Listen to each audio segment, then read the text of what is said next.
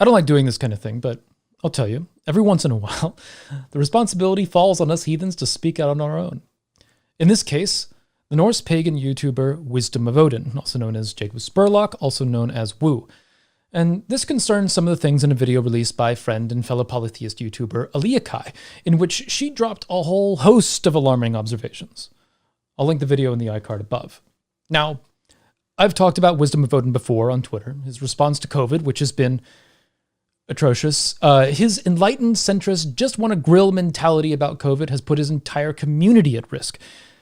I'll link to another video from Aleakai in which she breaks down Woo's approach to COVID and the problems with it. Now, I need to say something as a heathen. I want to address one major thing that Woo did in a Q&A live stream that I found frustrating, and I want to explain why I found it frustrating. Heathen research. Do I support the AFA? No, I don't. If anyone's actually heard my rants on the AFA, it's really funny. To me, that is a difficult question because ultimately I'm not near the AFA, nowhere near them. And it is a hot topic in the heathen community. Do I openly support them? Heck no. But at the same time, they mostly keep to themselves. And that's all I can say. Now, to someone new to heathenry, this might seem like a semi-reasonable answer, but let's point out a few things. He says he doesn't openly support them. But the rest of the answer shows he doesn't openly condemn them either, which brings us to an important point. Now, I'm going to put this plainly. Denouncing the AFA is about the easiest damn thing you can do in heathenry. Declaration 127 made it so. When the AFA, founded by a guy named Stephen McNallen, made it clear to everyone around them that they were transphobic, misogynistic, and ethnocentric 14 words types, read racist, something needed to be done.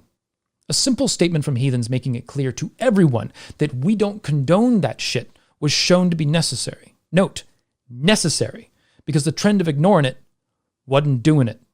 This seemingly casual answer that he doesn't openly support them, given his platform, undoes that work, which was arguably minimal to begin with. The declaration was a first step to dealing with this issue in heathenry, which is an ongoing project within this faith. Giving this kind of answer, to thousands by the way, undoes years of combating this ebb and flow of racist bullshit, which constantly rears its ugly head within our religion. It attempts to excuse the AFA of their racist views in the name of unity, such as metagenetics, the idea that our gods are in the DNA of white people. And I want to emphasize this. Excusing racism for the sake of unity was a strategy that was already tried in heathenry. It only resulted in the spread of racism within our communities, which cannot and should not be tolerated. It's important to point out Jacob's audience is mostly new pagans, recent converts that, as we do, have grown out of the ground and gone searching for content and guidance. Now, if I was a new pagan, this is something I'd want to know, need to know even. So why is he not explaining it? I mean, is he ignorant? And this isn't the first time that he's made this kind of statement. His major criticism of the AFA was essentially that they had too many rules, that they are too formal in their ritual framework. And he framed them as the organization of Asatru in America, with no warning to the matter. No discussion to the racism issue that is so blatant within that specific organization that he cited as an offhand example. He could have mentioned that one of those rules is no interracial marriage, but whatever. Here's the clip. But Asatru is an Icelandic term. So it is a very modern term that comes from Iceland that speaks to faith in the Aesir gods and the Asir gods. I will also say that this term gets thrown around more with formalized groups such as the Asatru Folk Assembly and the Asatru community here in North America, and of course in Iceland with the Asatru community there. And I feel like you see this term more in formal settings than you will see Norse pagan or heathen. The other failures of Asatru is the fact that it is very formalized. I find that, if you're following Asatru specifically, you tend to have a more set of rules. Even, if you go to Iceland, there are rule sets you have to follow. There are things that are expected of you when you practice Asatru in Iceland. And there's things expected of you when you're in the Asatru Folk Assembly here. There's things expected in the Asatru community here as well. To me, it's always been a little too formal of a term. Now, I find myself using Asatru, again, when I want people to find my videos more. Right. I want to read this other principle real quick before we move away from this, before the conversation evolves. This is number 4, the family principle. Healthy families are the cornerstone of the folk society. Its strength, prosperity is derived from them. Sounds good, right? That's a good first sentence. Yeah. We in Asatru support strong, healthy, white family relationships. We want our children to grow up to be mothers and fathers to white children of their own. We believe that those activities and behaviors supportive of the white family should be encouraged, while those activities and behaviors destructive of the white family are to be discouraged. They're probably against interracial marriage. Yep. I think they're against adoption by this as well. Oh, white geez, you're children right. of their own. Can't even adopt anybody. Now, I hear that Wu is largely new to this religion, and, faux pas will happen. And I thought that maybe he doesn't know about Declaration 127, or it's possible that he just doesn't understand the history of this community. But maybe he does. So either he's so woefully ignorant that he doesn't understand one of the most relevant events in the history of the modern heathen community, or he's actively trying to erase it. Either way, it ain't good. Now, why is this happening? It seems to all come back to money. In heathenry, as a content creator of any type, you run into a point where you realize the substantial number of outspoken racists that there are in this religion. You can either placate them or fight them. And as we've seen, there isn't another option. And the stance of holding a non-political position on the matter is to placate. It increases your market share because where you stand on the matter is ambiguous. So people might assume that you align with them, but for the non-political person, that ambiguity is a political act, placating the racists within our religion. But I was sent something that was a little more damning. Now, Wu's name is Jacob Spurlock, which he has mentioned and published on various mediums associated with his YouTube and Instagram presence. And somebody found his old Twitter that's collecting dust on the internet. Now, on there, he has some interesting takes, including an enlightened centrist perspective on President Trump, in which he supports him, condemns him, and compares Putin to Peter the Great, which is impressive for a single tweet. But, whatever the case, the account follows Stephen McNallen, which is interesting. Nothing on its own. People hate follow the guy. But then there's this. That's 2019. It seems to be legit asking for advice on holding ritual. And it's interesting that he chose Stephen McNallen of all people. There are many personalities within heathenry, and he chose McNallen. And this is right before Jacob started his YouTube channel. But McNallen had already started his. And this is what his YouTube presence was like at the time of this post. Tonight, I want to talk to you about race. Now, this is not meant to be a race discussion.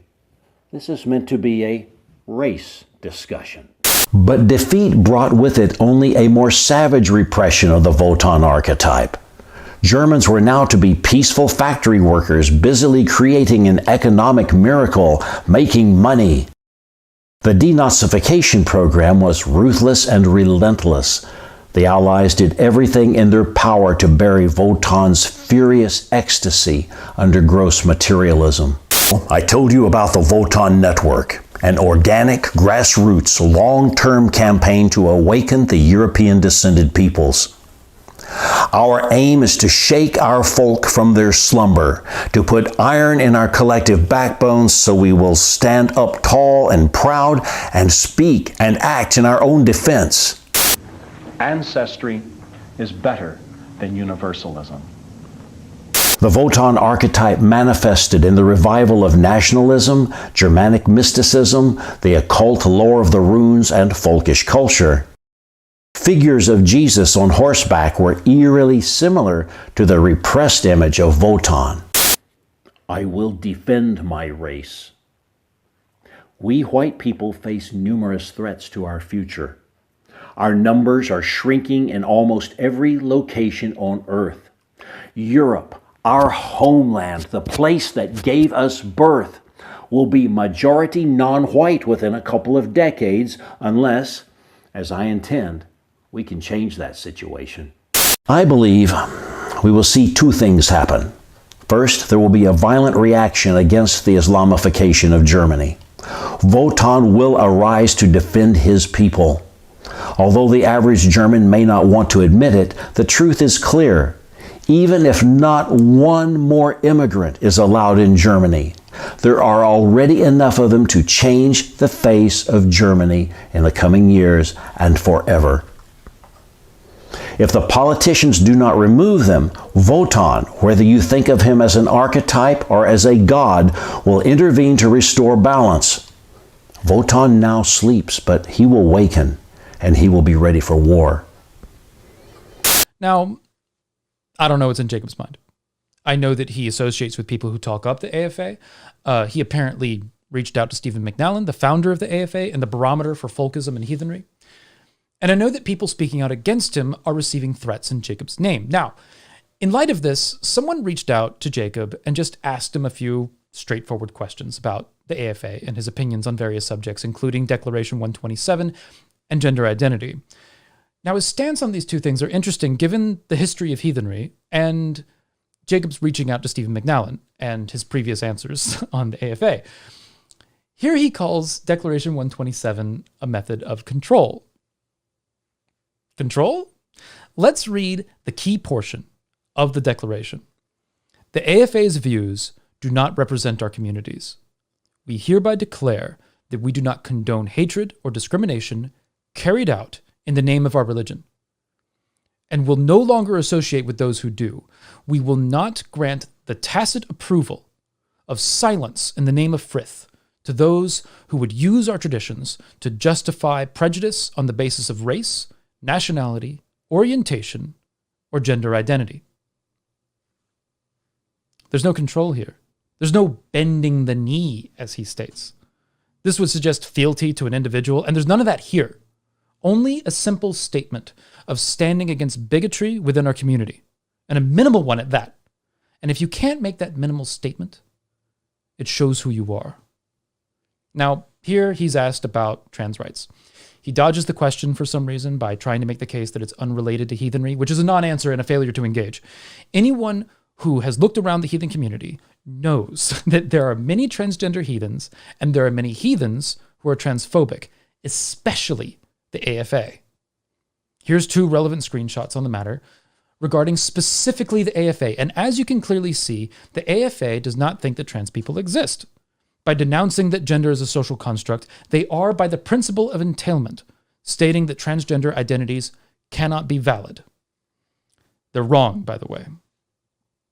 This alone shows that gender identity is a deeply relevant issue to heathenry. And it is part of why gender identity is mentioned in Declaration 127, and why for the past several years, Declaration 127 has been a standard among heathen groups, that if a heathen organization supports Declaration 127, they might be okay. But if they don't, you know where they stand.